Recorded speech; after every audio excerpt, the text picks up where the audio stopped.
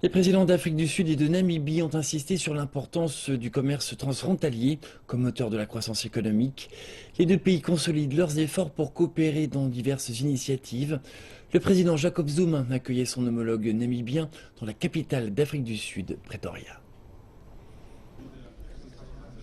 Le principal objectif de la commission binationale Afrique du Sud-Namibie est de coordonner et de faciliter la coopération entre les deux pays.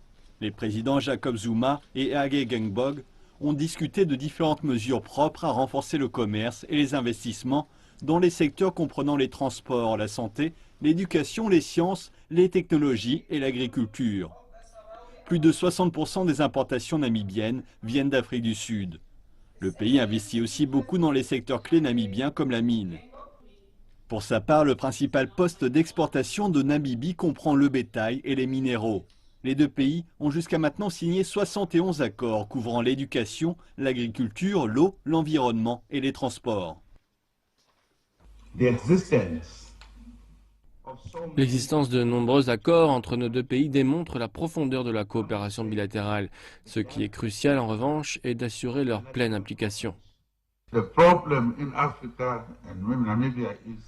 Le problème en Afrique est que nous avons beaucoup de mesures couchées sur papier glacé, mais mensonger et poussiéreux. Alors nous demandons à nos dirigeants de ne pas attendre une semaine avant la commission binationale pour dépoussiérer tout ça et faire de nouvelles propositions. Donnez-nous le temps de nous adapter.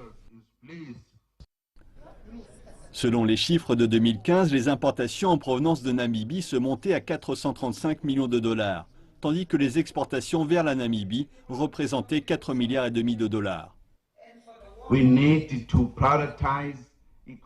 Nous devons donner la priorité à la coopération économique, nous focaliser sur des projets qui ont une dimension transfrontalière, en accord avec le plan de développement stratégique régional révisé de la CEDEAO.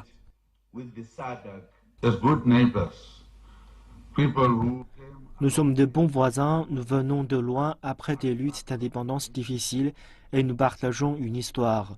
Nous allons faire de grandes choses maintenant.